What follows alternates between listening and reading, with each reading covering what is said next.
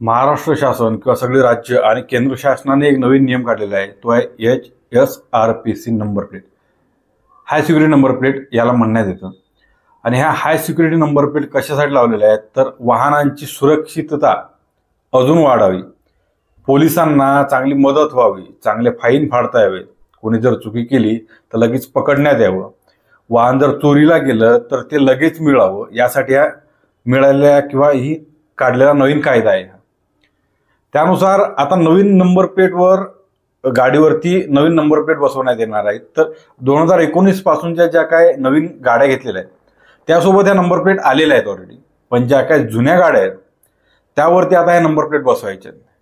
पण इथं मेन मुद्दा येतो, आताच का बसवायच्या आणि एवढ्या लगबगीने का की 1 एप्रिल पासून जर ह्या नंबर प्लेट बसवल्या नाही तर त्याच्यावर 5,000 रुपयाचा दंड बसणार आहे तुम्हाला, असं निघालेल्या नियमावलीत सांगण्यात आलेलं आहे.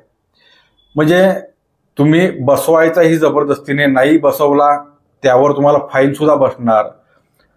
नंबर प्लेट बसवल्यावर सुद्धा पोलीसवाले तुमचे फोटो काढून बरेच वेळा चुकीचे फाईन मारताना दिसतात, त्याचे व्हिडिओ सुद्धा बरेच वेळा व्हायरल झालेले आहेत. हे प्रकरण अजून वाढतील का, त्याची खात्री कोण घेणार, त्याची जबाबदारी कोण घेणार? बरं, आता बरेच लोकांची समस्या यायला लागल्या आहेत की व्हिडिओच्या खाली मला बऱ्याच कमेंट पण आल्या होत्या की ज्या वेळेस ही नंबर प्लेट आपण वेबसाईटला बुक करायला जातोय, बुकिंग करत असताना त्याची तारीखच डायरेक्ट 22 एप्रिलच्या नंतरची दाखवते काही काही जणांना. मग त्यांना बुक करायची आहे तर त्यांना 1 तारखेपासून जर दंड लागला तर त्याला जबाबदार कोण? सरकार त्या दंडाचे पैसे देणार आहे का? खरं तर ज्यावेळेस काही नियम काढले जातात ते जनतेच्या भल्यासाठी काढले जातात. काही नियम जनतेना एका सुरळीत रेषेत नियमात चालवण्यासाठी काढलेले असतात. पण ते नियम जनतेला विश्वासात घेऊन काढलेले असतात किंवा काढायला पाहिजे असतात, कारण ते जनतेसाठी असतात. या नियमात बऱ्याच त्रुटी आहेत आणि त्रुटीपेक्षा जास्त हा एखादा व्हाईट कॉलर घोटाळा असल्यासारखं मला जाणवतं. खरं तर राज्यात 3 ते 4 कोटी वाहनांची संख्या आहे. त्यापैकी 2019 पासूनची काय 1-2 कोटी वाहन असतील किंवा जास्तीत जास्त 1 कोटी. बाकीचे राहिलेले 2 कोटी वाहन आहेत. त्या 2 कोटी वाहनांनाही जवळपास 2 कोटी वाहनांनाही नंबर प्लेट बसवायचे. जवळपास 1 ते 1,500 कोटींचं हे टेंडर आहे आणि हे टेंडर कोणाला तरी देण्यात येणार आहे, खास मर्जीतल्या माणसांना. तो पैसा वेगळा. बरं, ही नंबर प्लेट हा वेगळा विषय. त्याला फिटिंगसाठी वेगळे पैसे द्यावे लागणार आहेत. त्यात मधातले जे एजंट आहेत आता ज्या नंबर प्लेट बुक होत नाहीत त्यासाठी वेगळे पैसे देण्यात येतात. कारण 5,000 रुपये गेल्यापेक्षा 500 गेलेले बरे किंवा 1,000 गेलेले बरे, या भावनेतून लोक हे सगळे बुक करायला लागले. हे घोटाळे कुठं थांबणार आहेत? त्यात अजून नवीन प्रश्न पडायला लागले की यांचं म्हणणं आहे की ही जर नंबर प्लेट तुम्ही वापरली तर तुमची जर गाडी हरपली किंवा चोरीला गेली तर ती फार लवकर पकडण्यात येईल किंवा पोलिसांना ती पकडण्यात फार लवकर सोयीचं होईल. त्यासाठी त्याला हाय सिक्युरिटी नंबर प्लेट म्हणण्यात येतं. मला पडलेला प्रश्न आहे की 2019 पासून आतापर्यंत ज्या वाहनं 2019 ते 2024 मध्ये जी वाहनं घेतलेली आहेत त्यापैकी किती वाहनं चोरी गेलेली आहेत आणि त्या चोरी गेलेल्या वाहनांना RTO विभागाने किंवा पोलीस विभागाने किती वाहनं परत त्या नागरिकांना मिळवून दिली? हा सगळ्यात मोठा प्रश्न आहे. आणि कोणासोबत जर असं घडलेलं असतात तर नक्की कमेंटमध्ये नक्की सांगा की तुमचं हरवलेलं वाहन, या HSRP नंबर प्लेटचं हरवलेलं वाहन तुम्हाला मिळालंय का? हे खरं तर मी याची एक स्पेशल RTS टाकणार आहे, माहितीचा अधिकार मी टाकणारच आहे. RTO विभाग पुण्याला आणि मुंबईला सुद्धा एक मी RTAचं एक पत्र पाठवणार आहे आणि त्यात ही सगळी माहिती मागवणार आहे. हा अट्टास कशासाठी? जर तुम्हाला नंबर प्लेट द्यायचीच आहे तर जुन्या वाहनांना तुम्ही स्वतःच्या पैशाने नंबर प्लेट द्या.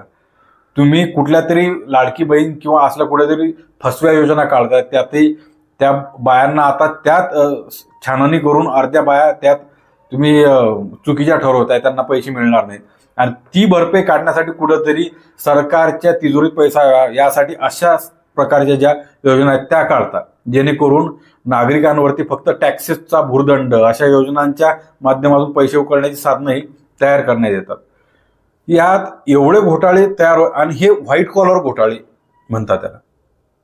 म्हणजे तुम्ही हा दिवसा डवळ्या जनतेकडून लुटलेला पैसा असतो आणि तोही जोर जबरदस्तीच्या नावावर, म्हणजे तुम्ही लावायलाच पाहिजे, नाही लावली तर 5,000 रुपयाचा दंड. आता मला म्हणायचं, जर माझ्या गाडीचा नंबर MH12QX जे काय 1 2 3 4 असा जर नंबर असेल हा नंबर पोलिसांच्या याच्यावर त्या मशीनवरती टाकल्यावर जर माझ्या गाडीचा नंबर आरसी सगळं दिसत असेल तर मला हाय सिक्युरिटी नंबर प्लेटची गरज काय? कशासाठी गरज आहे त्या नंबर प्लेटची जर हा नंबर टाकून मला दिसत असेल? म्हणजे चला बाबा तुमची चोरीचं वाहन आहे, चोरीचं वाहन कोणीतरी आणलंय, त्यावेळेस तो नंबर टाकल्यावर ते दिसत नाहीये तर त्याला हाय सिक्युरिटी नंबर प्लेटची तुम्ही मागणी करा किंवा लावायला लावा, जबरदस्तीने ह्या गोष्टी करा. पण जर तुमची माहिती टाकल्यावर डिटेल्स सगळ्या येत असतील तर हाय सिक्युरिटी नंबर प्लेटची गरजच काय? मला हा सगळ्यात मोठा पडलेला प्रश्न आहे. त्याच्यापेक्षा मोठा घोटाळा आहे की हे जे टेंडर देण्यात आलेले आहे म्हणजे गुजरातमध्ये आणि गोव्यामध्ये आणि महाराष्ट्रामध्ये बीजेपीचं सरकार आहे. मला कुठल्या सरकारचं काही घेणदेण नाही, मी कोणाच्या विरोधात नाही, पण या तिन्ही राज्यांमध्ये बीजेपीचं सरकार असताना या नंबर प्लेटच्या खरेदीमध्ये आणि टेंडरमध्ये जमीन आसमानचा म्हणजे तिप्पट ते 4 पट प्राइसचा फरक आहे. गोव्यामध्ये तुम्हाला एक काहीतरी 150-200 रुपयाला नंबर प्लेट भेटते, 2 व्हीलर आणि 4 व्हीलरची. तेच नंबर प्लेट महाराष्ट्रात तुम्हाला 450-500 रुपयाला 2 व्हीलरची आणि 4 व्हीलरची मला वाटतं काहीतरी 745 रुपयाला असं काहीतरी जवळपास ते. 3 पट ते 4 पट असं काय लावणार आहे तुम्ही? म्हणजे महाराष्ट्रात त्याला त्या नंबर प्लेटला काय सोन्याच्या कवरी लावणार आहे की चांदीची काही झालर चढवणार आहे की महाराष्ट्रात लोखंड महाग आहे आणि गोव्यातलं आणि गुजरातचं लोखंड स्वस्त आहे त्या नंबर प्लेटचा जो काय हे? ही दिवसा ढवळ्या मला वाटतं तुम्ही ज्या माणसाला तुम्ही गोव्यात टेंडर दिलेले 150 रुपयात त्याला 150 रुपयात तिथं ते परवडते, त्याला गुजरातमध्ये 150-200 रुपयात ती नंबर प्लेट परवडते. महाराष्ट्रात सगळ्यात जास्त वाहन संख्या असूनही त्याला तिप्पट चौपट पैसे कशासाठी घ्यायचे? यात सरकार काही पैसे घेणार आहे का? सरकारचे काही मंत्र्याचा काही हात आहे का? किंवा सरकारच्या तिजोरीत याच्यातून काही पैसे जमा करायचे आहेत का त्या माध्यमातून? एवढा नंबर प्लेट कसं म्हणजे तुम्ही काय त्याला सोन्याची झालर चढवणार आहे, चांदीची झालर चढवणार आहे महाराष्ट्रातल्या नंबर प्लेटला? हे कशासाठी? हा अट्टास कशासाठी? खरं तर मी याच्यावर आरटीआय दाखल करणारच आहे, पण असे बरेचसे प्रश्न आहेत. ही आरटीआय ही जी आहे आता HSRP नंबर प्लेट हा व्हाईट कॉलर घोटाळ्यातला एक प्रकार आहे असं सगळ्यांना वाटतं. आणि याच्यावरती बरेच जे काय नेते आहेत ते बोलले, पण त्यांना मीडियाद्वारे त्यांना सुद्धा दाबण्याचं काम करण्यात आलंय. मग ते सुद्धा मॅनेज झालेत का? याच्यावर कोणी आवाज उठवत नाही, कारण हा सामान्य माणसाचा प्रश्न आहे. याच्यावर सगळ्या नेत्यांनी आवाज उठवायला पाहिजे, विरोधी पक्षांनी याच्यावरती आवाज उठवायला पाहिजे. खरं तर त्या समस्येवर आवाज उठवल्यावरच कळणार आहे आपल्याला काय खरं आहे काय खोटं आहे. आणि सरकारला जर द्यायचेच आहेत HSRP नंबर प्लेट तर सरकारने त्या किमतीत दिल्या पाहिजे किंवा फुकट दिल्या पाहिजे. तुम्हाला एवढी सिक्युरिटीची जर चिंता आहे वाहनांची, नागरिकांची, तर तुम्ही त्या फुकटात किंवा त्या गोव्याच्या किंवा गुजरातच्या रेटमध्ये दिल्या पाहिजे. एवढं तिप्पट रेट करण्याची काय गरज आहे? याच्याबद्दल काय वाटतं तुम्ही नक्की कमेंट बॉक्समध्ये सांगा. आणि सरकारने काय भूमिका मांडली पाहिजे? हे कॅन्सल केलं पाहिजे की किंवा रेट कमी केले पाहिजेत का? त्याबद्दल सुद्धा तुमचं कमेंट बॉक्समध्ये नक्की सांगा. धन्यवाद.